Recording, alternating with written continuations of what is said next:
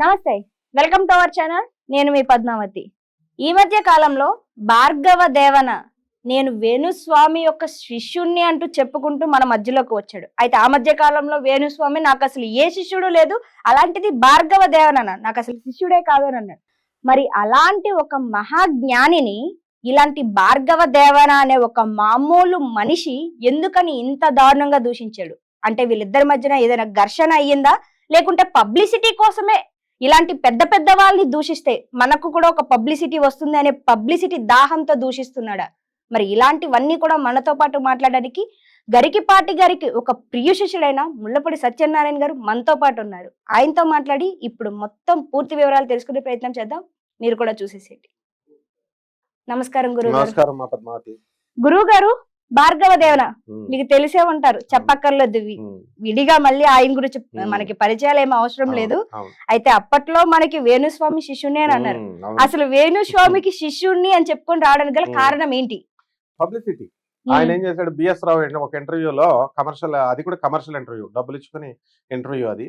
ఆ ఇంటర్వ్యూలో అడిగితే వేణుస్వామి శిష్యుడు అని పెడితే వెంటనే వేణుస్వామి రెస్పాండ్ అయ్యి, ఇతను నాకు శిష్యుడు కాదు, నాకు జ్యోతిష్యం నేను ఎవరికి నేర్పలేదు, నాకు ఎవడు శిష్యుడు లేడు అన్నాడు. పరుగు పోయింది అక్కడ. అయితే వీళ్ళంతా కూడా ఏంటంటే ఆయనలాగా అవ్వాలని, వేణుస్వామిలో కొన్ని అట్లీస్ట్ మారల్స్ కొన్ని ఉన్నాయి. ఏంటంటే బాగా సంపాదించండి, కసిగా సంపాదించండి, ఇట్లా చెప్తాడు. పెద్దరికం ఉంది, కాకపోతే వాళ్ళ వేరుకున్న విధానం వేరు, వామాచారం కౌలాచారం. అట్లా ఇతనెవడు మొన్న వచ్చినటువంటి వాడు అందరినీ కూడా ఏమంటాడు, హాఫ్ నాలెడ్జ్ అని మేము పిలుస్తూ ఉంటాడు. అతని వయసు ఎంత, గరికపాటి గారి వయసు ఎంత? గరికపాటి నరసింహారావు గారు పద్మశ్రీ అవార్డు గ్రహీత. ఈయన లైఫ్ లో ఒకసారి వస్తుందా పద్మశ్రీ అవార్డు? గరికపాటి నరసింహారావు గారు ఆయన గవర్నమెంట్ ఓరియంటల్ కాలేజెస్ లో అక్కడ లెక్చరర్ గా దగ్గర చేస్తూ కొవ్వూరు, కాకినాడ, అదంతా కూడా రాజమండ్రిలో శృంగేరి భారతీ తీర్థస్వాముల వారు, మా గురువు గారు శంకరాచార్యులు వారు, ఆయన వస్తే ఆయన గరికపాటి వారిని వీళ్ళందరినీ కూడా మహాపండితులను పిలిచేవారు. రామళ్ళ సూర్యప్రకాశ్ శాస్త్రి గారు, ప్రొఫెసర్ డాక్టర్ బేతవోలు రామబ్రహ్మం గారు, ఇలా అనమాట. వాళ్ళందరినీ చిన్న పిల్లల్ని కూడా పిలిచేవారు, వేద పండితులను, చిన్న చిన్న పిల్లలు, వేద విద్యార్థుల్ని. వేద ఘోష జరిగేది. మేమంతా భారతీ తీర్థస్వాముల వారి దగ్గర పెరిగాం, గరికపాటి గారిని చూస్తూ ఆయన ఉపన్యాసాలు వింటూ పెరిగాం. కాబట్టి మామిడాన్న శేషగిరిరావు గారిని లాయర్ గారు ఆ ఆశ్రమాన్ని, ఆ శంకర మఠాన్ని, రాజమండ్రిలో భారతీ తీర్థస్వామి శృంగేరి మఠాన్ని నడిపేవారు అనమాట. ఆ భారతీ తీర్థస్వాములు, ఆ మామిడాన్న శేషగిరిరావు గారు పెద్ద అబ్బాయి ప్రొఫెసర్ శ్రీరామచంద్రమూర్తి నాకు ఐఐటి మెడ్రాస్ నా గురువు, ఎంఎస్ఆర్సి డివిజన్ లో చేస్తాడు. అలాగే వాళ్ళ అబ్బాయి శ్రీనివాస్ అడ్వకేట్. ఇంత బ్యాక్గ్రౌండ్ ఉంది. గరికపాటి నరసింహారావు గారు అంటే మా ద్విసహస్రావధాని. ఇప్పుడున్నటువంటి సహస్రావధానాల్లో ఆయన మించిన వాడు లేడు. నెంబర్ 1. ఉపన్యాసాల్లో పద్మశ్రీ అవార్డు వచ్చింది. ఒక టీచర్గా, ఒక రేషనల్ థింకింగ్తో, ఒక సైంటిఫిక్ అవుట్లుక్తో, హేతుబద్ధంగా, శాస్త్రబద్ధంగా, తర్వాత లాజికల్ కన్సిస్టెన్సీ అంటే తార్కికంగా చెప్తారు. వారు నోరిప్పితేనే సరస్వతి గుబాళిస్తుంది, పద్యాలు చెప్తారు. వీళ్ళు నోరిప్పితే ఏంటో తెలుస్తుంది కదా. నేను మందు కొడతా, సిగరెట్లు తాగుతా, నగ్నంగా పూజ చేస్తా, నేను అమ్మాయిలు మెన్స్ట్రల్ సైకిల్లో చేస్తే కాళీ తంత్రం పేరు పెట్టి ఆ యొక్క పుష్పాన్ని అందులో ఉంచి వాళ్ళ రక్తంతో నేను పూజ చేస్తా, సెక్షువల్ 3-4 సంవత్సరాల నుంచి నేను దాడి చేస్తే వీళ్ళందరిపైన ఇలాగా అశాస్త్రీయంగా, అవైధికంగా చేసే వాళ్ళందరి మీద దాడి చేస్తే సెక్షువల్ తాంత్రిక్ సెక్స్ చేయాలా అమ్మవారి ఫోటో ముందు అనేవాడు. వేణుస్వామి కూడా అలా అనేవాడు.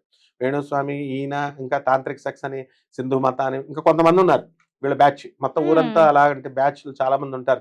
వీళ్ళ పాపం యూట్యూబ్ లో చెప్తున్నారు కాబట్టి తెలుసు, బయట తెలియకుండా బోల్డ్ మంది ఉంటారనమాట. అయితే అలా అనకూడదు అని అన్న తర్వాత వీళ్ళు పంచమకారాలని చెప్పేవారనమాట. పంచబలులు, పంచమకారాలు, మత్స్యం, మైథునం, మాంసం, అంటే వాటర్, మందు బాటిల్ పెడతారు, ఆ తర్వాత మటన్ పెడతారు, చికెన్ పెడతారు, ఇవన్నీ పెడతారట. తర్వాత అమ్మవారి ఫోటో ముందు సెక్స్ చేసి అంటే అమ్మవారికి సమర్పిస్తారు అని. మళ్ళీ అది మనం తిట్టేసరికి జనాలు అంతా కూడా అడిగేసరికి యోని పూజ అంటాడు. ఇప్పుడు మాట మార్చి ఆయనేమో యోని పూజ అంటే ఆడవాళ్ళ యోని కాదు, మరి ముందెందుకు చెప్పారు? మరి ఏది విగ్రహంలో, అక్కడ కామాఖ్య అమ్మవారి విగ్రహంలో మేము చేస్తున్నాం, యోని రూపంలో చూస్తున్నాం, ఏదేదో చెప్తారు.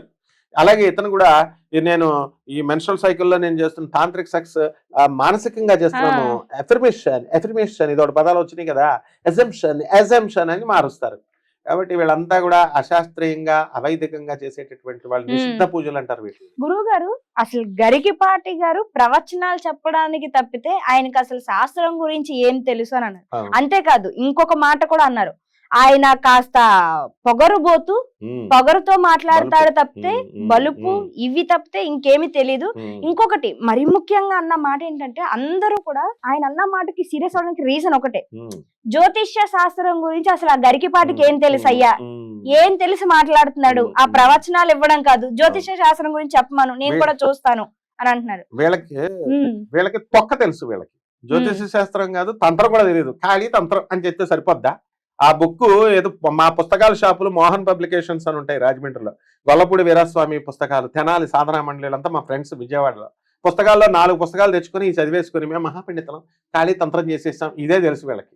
ఉమ్, వీడు ఎంత వర్స్ట్ గా మాట్లాడతాడంటే, ఆంధ్రాలో తెలంగాణలో ఉన్నటువంటి ఈ పూజారులు వీళ్ళందరికీ కూడా సిగ్గు రావాలి, పురోహితులందరికీ కూడా. ఉమ్, వాళ్ళకి ఏమి రాదు చదవడం, మంత్రాలు ఏమి రావు, అందుకని నేను గౌహతిలో కామాఖ్య పూజలు చేయడం వీళ్ళకి చేత కాదు, వీళ్ళ శటగోపనము ఆర్థిక గోత్రనామాలు చదువుకోవడమే వచ్చు వీళ్ళకి, కాబట్టి అందుకనే కామాఖ్య నుంచి పాండాలను ప్రత్యేకంగా తెస్తున్నా, పాండాలకు చాలా హై అమౌంట్ ఇవ్వాలి, అందుకని నేను ఒక్కొక్క పూజకి ఏంటి వీళ్ళకి హై అంట పూజకి పత్రం పుష్పం ఫలం తోయం అని కృష్ణుడు చెప్తుంటే అవన్నీ దక్షిణాచారంలో పూజలకి ఏం కలగంట.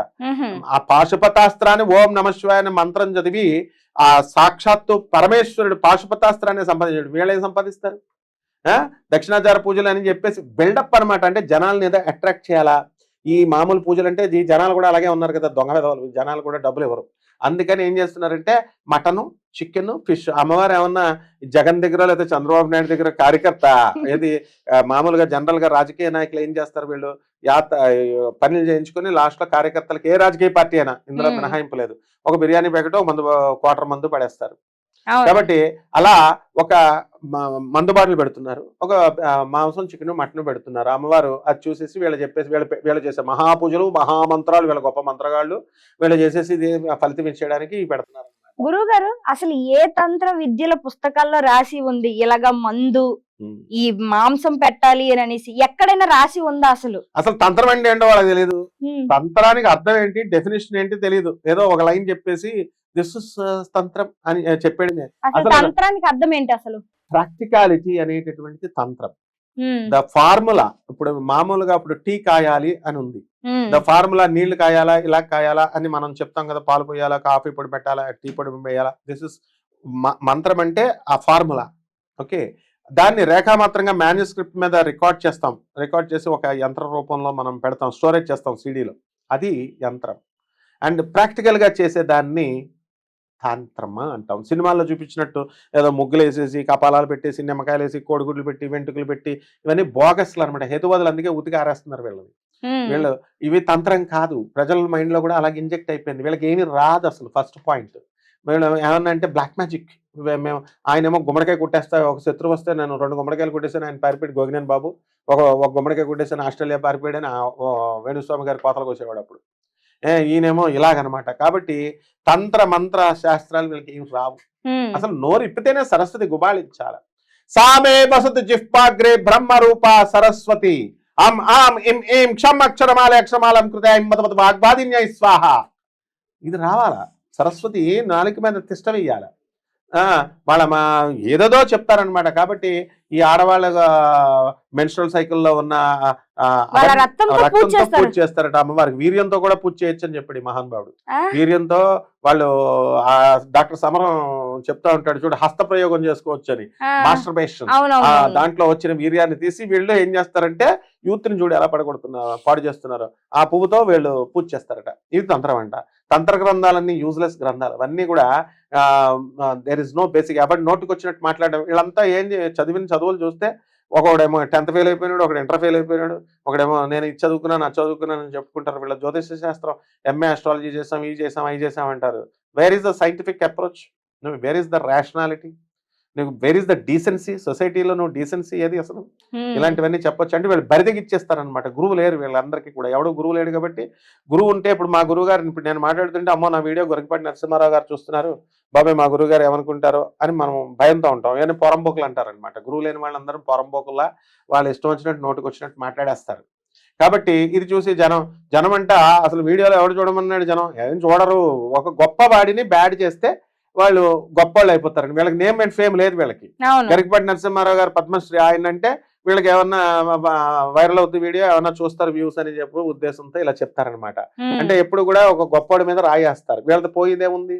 వీళ్ళకి అంటే ఫేమ్ కోసం చేస్తున్నారు. నేమ్ అండ్ ఫేమ్ కోసం ఇంకేం ఉండదు అక్కడ. ఉమ్, వీళ్ళకి ఇండివిజువల్ గా ఆయన గరికపాటి నరసింహారావు గారు వాళ్ళు 45 సంవత్సరాలు కష్టపడితే ఇప్పుడు కూడా చాగంటి కోటేశ్వరరావు గారు కానీ గరికపాటి గారు కానీ ప్రముఖ అనే పేర్లు వేసుకోరు. సామవేదం కానీ వడ్డిపతి కానీ నండూరు కానీ ప్రముఖ అని పెట్టుకోరు. గొప్పలు చెప్పుకోరు, వాళ్ళ గొప్పలు వాళ్ళు చెప్పుకోరు. మరి వీళ్ళు 4 వీడియోలు చెప్పగానే ప్రముఖ, బ్రహ్మశ్రీ అవార్డులు వచ్చేస్తాయిగా.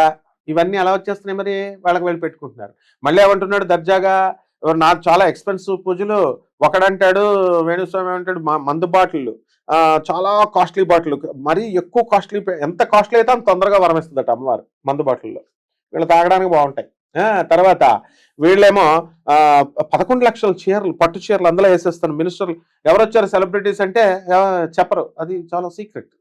ఎవడో వస్తే కదా సెలబ్రిటీలు బిల్డప్లు ఇవ్వాలి కదా. సీఎం వచ్చాడు, పిఎం వచ్చాడు, ఈడొచ్చాడు, ఆడొచ్చాడు, ఎవరు రారు. ఎవడి ముడ్డి కింద ప్రాబ్లంలు ఉంటే వాళ్ళు వస్తారు మామూలుగా దేవుడి గుడికి. మామూలుగా వీళ్ళ చుట్టూ వాళ్ళకి వచ్చిన వాళ్ళు బుద్ధిహీనులు. ఎందుకంటే దేవుణ్ణి ఆశ్రయిస్తారు, వాళ్ళకి గురువు లేడు. వీళ్ళని ఆశ్రయిస్తే వీళ్ళ బతుకులే సరిగ్గా లేవు, వాళ్ళు ఏం చేస్తారు? కాబట్టి వీళ్ళంతా ఏంటంటే డబ్బుల కోసం. మరి ప్రజలు కూడా అలాగే ఉన్నారు. అందుకే కరెక్ట్ మొగుళ్ళు వీళ్ళిద్దరు, వీళ్ళు ఉండాలి, ఇంకా చాలా మంది ఉండాలి, ఎలాంటి వాళ్ళు రావాలి ఇంకా. ఎందుకంటే డబ్బులు ఇవ్వండి రా అనాథ పిల్లలకి, సాధువులకి అంటే ₹1 ఎవడు, వికలాంగులకి ఇవ్వండి రా అంటే ఎవరు, వీళ్ళకి మాత్రం కరెక్ట్ గా ఇస్తారు. కాబట్టి ఆయన ఏమంటున్నాడు, ధీమాగా ఉంది. కరెక్ట్ గా పూజలు చేసేటప్పుడు డబ్బులు అలా షార్ట్ కట్ మెథడ్స్ లో వచ్చేవాళ్ళు వాళ్ళకి కావాలా? నేను బట్టలు ఇప్పేస్తానని చెప్తున్నాడు. అక్కడ బట్టలు ఇప్పేసి నేను పూజ చేస్తాను అని చెప్తున్నారు. వాళ్ళంతా ఇలా చెప్పేటటువంటి వాళ్ళని ప్రోత్సహిస్తున్నారంటే జనాలు అన్ని డైరెక్ట్ చెప్తున్నారు అనమాట. ఏమనంటే కామాఖ్య పేరు చెప్తారు, తంత్రం అంటారు. కాబట్టి ఇవన్నీ అశాస్త్రమైనటువంటి అవైదిక పద్ధతులు. రావణుడే ఎగిరిపోయాడు ఇలాంటి పిచ్చాశాలు వేసి, ఇంద్రజిత్తుగాడే ఎగిరిపోయాడు, వీళ్ళంతా గొట్టంగాలు కానీ. కాబట్టి సమాజాన్ని పాడు చేయకూడదు. అందుకోసం గరికపాటి నరసింహారావు గారు లాంటి పండితుల్ని, అలాంటి వాళ్ళని వాళ్ళ యొక్క కాలి గోటికి కూడా వీళ్ళెవరూ కూడా పనికి రారు. కాబట్టి మనం వాళ్ళ శాస్త్రం అది సైంటిఫిక్ గా వెళ్తారు. ఒక స్కూల్లో పాఠం లాగా ఒక పద్ధతిలో చెప్తారు. వాళ్ళు టీచర్స్, వాళ్ళు గురువులు వాళ్ళు. కాబట్టి ఇవన్నీ వాళ్ళు పబ్లిసిటీ కోసం చేసే స్టంట్లు. ఇలాంటి వాళ్ళని ప్రజలు పట్టించుకోకలేదు, మనం పట్టించుకోకలేదు, ఎవరు పట్టించుకోకలేదు. ఒక గొప్పని అంటే రాయేస్తే పబ్లిసిటీ అవుతుంది. అలా రాదు ఎప్పుడు కూడా. వ్యక్తిత్వాన్ని బట్టి వస్తుంది. మనలో ఉన్న డీసెన్సీ, మనలో ఉన్న డిగ్నిటీ, మనలో ఉన్న రాయల్టీ, మనలో ఉన్న నాలెడ్జ్ కూడా వినయం ఉండాలి. వినయేన శోభితే విద్య. మన దగ్గర ఉన్న సబ్జెక్ట్ ని బట్టి ప్రజలు గమనిస్తారు. అశాస్త్రీయ పద్ధతులు వెళ్ళకూడదురా నాయన, డబ్బులు సంపాదించుకోమని ఎవరొద్దంటున్నారు. కానీ పండితుల జోలికి వస్తే తోలు తీసేస్తాం. అదనమాట. ఎవ్వడైనా సరే, వాడు ఎవ్వడైనా సరే, వి నో ద లా. అసలు వీళ్ళు చెప్పే పిచ్చి మాటలను బట్టి కొన్ని గవర్నమెంట్ ఇన్స్టిట్యూషన్స్ ఉంటాయి, ఎనాక్టెడ్ బై పార్లమెంట్ 1921. వీళ్ళ మీద యాక్షన్స్ తీసుకోవచ్చు. అవన్నీ ఎందుకు ఇనిషియేట్ చేయట్లేదంటే మేము పోలే ఏదో పిచ్చోళ్ళు వాక్కుంటున్నారు అని వదిలేస్తున్నాం అనమాట. మరి అందువలన these are all publicity stunts అంటారు అనమాట. నిజంగా గురువు గారు చాలా చక్కగా చెప్పారు. వాస్తవానికి మనం ఎదగాలి అంటే ఎదుటోండి తొక్కాలి అనే ఫార్ములాని బాగా యూజ్ చేస్తున్నారు అందరూ కూడాను. వీళ్ళు ఎప్పుడు ఎదుగుతారు? వీళ్ళ మొహం అలా చేసేవాళ్ళు వాళ్ళ లైఫ్ లో ఆయన ఎదిగిన ఒక్క మెట్లో కూడా ఎక్కలేరు వీళ్ళు. అది కరెక్టే. ఆయన మహాజ్ఞాని, ఆయన దగ్గర దాకా నేనేం చెప్తాము, మేము వినయంగా చెప్తాం. మా గురువులైనటువంటి 5 కాలి గోటికి మేము పనికిరాము. ఎందుకంటే 40 సంవత్సరాలు రోజుకు 18 గంటలు చొప్పున కష్టపడతారు వాళ్ళు. శాస్త్రాలు, వాళ్ళ భార్యలు, వాళ్ళ ఫ్యామిలీలు మాకందరికి తెలుసు. మా గురుమాతలంతా తెలుసు. ఆవిడ ఎంత వినయం, ఎంత విధేయత. మా గురువు గారు వాళ్ళ భార్యను అంత వినయంగా చూసుకుంటారు. ఆయన గరికపాటి నరసింహారావు గారు, నండూరు శ్రీనివాసరావు గారు, వాళ్ళ మాటల్లోనే సరస్వతి గుబాళిస్తుంది. మరి అటువంటి వాళ్ళని పట్టుకొని వేస్తే ఏమనుకోవాలమ్మా? కాబట్టి ఈ నోరు ఇవంతా కూడా ఏంటంటే తంత్రం లేదు, గింత్రం లేదు, అంతా నాన్సెన్స్. ఇది కలియుగం కాదమ్మా, కామయుగం, కామయుగం, కామయుగం. దాన్ని వీళ్ళు క్యాష్ చేసుకుంటున్నారు అంతే, అంతకు మించి ఏం లేదు. నిజంగా గురువు గారు, ఇదే ఇప్పటికైనా సరే ప్రతి ఒక్కరు తెలుసుకోవాలని నేను కూడా మనస్ఫూర్తిగా కోరుకుంటున్నాను అందరినూ. కాబట్టి మీరైనా సరే ఏదైనా చేసే ముందు ఆలోచించండి. మీరు పూజలు చెయ్యండి, ఏమైనా చెయ్యండి, దానాలు కూడా చేయండి, చెయ్యొద్దు అని ఇక్కడ ఎవరు చెప్పటం లేదు. బట్ చేసేటప్పుడు ఏం చేస్తున్నారు, అది చెయ్యడం వల్ల ఖచ్చితంగా మీ కష్టాలు అనేవి తీరుతాయా లేదా, మీరు కోరుకునే అన్ని జరుగుతాయా లేదా, ఆలోచించి నిర్ణయం తీసుకొని తప్పితే ఎవరో చెప్పారు కళ్ళబుల్లి కౌరులు చెప్తే ఇవన్నీ తీరిపోతాయని నమ్మి వెళ్ళి మోసపోవద్దు, తర్వాత బాధపడద్దు. ఆయనకి జ్యోతిషం తెలుసా లేకపోతే చిన్నమస్తా తెలుసా అంటున్నారు. వాళ్ళంతా ఉపాసకులు, వాళ్ళు లలిత ఉపాసకులు, రాజరాజేశ్వరి ఉపాసకులు. ఇలాంటి చిన్నమస్తాలు, గిన్నమస్తాలు, దశమహావిద్యలు నా చిన్నప్పుడు, నా బుడ్డప్పుడు చేశాను నేను. రేణుక, ఇవన్నీ కూడా రేణుక ఉపాసన, పంచకాళికలు ఇవన్నీ ఉంటాయి, వారాహి, వార్తాలి ఇవన్నీ ఉంటాయి. వీళ్ళు ఏవో పేర్లు చెప్పి బతుకుతారమ్మా. కాబట్టి గరికపాటి గారికి అన్ని సభలు పెడితే ఈ శకుంతలాదేవి వీళ్ళంతా వచ్చేవారు, బెంగళూరు వెంకటరామన్ వీళ్ళంతా జ్యోతిష మహాపండితులు. వాళ్ళ కాలికి గోటికి వీళ్ళు పనికిరారు. వీళ్ళకి ఏమొచ్చు, శని 3 ఇంట్లో గురు 4 ఇంట్లో, మామూలు జనం చెప్తున్నారు ఇప్పుడు. కాబట్టి వీళ్ళ మా గురువు గారిని లేకపోతే పండితుల్ని విమర్శించేది, ఎవరిని కూడా విమర్శించుకోకుండా ఉంటే వాళ్ళు గౌరవం, ఇంకా గౌరవం వస్తుంది, లేకపోతే ఇంకా పతనం అయిపోతారు.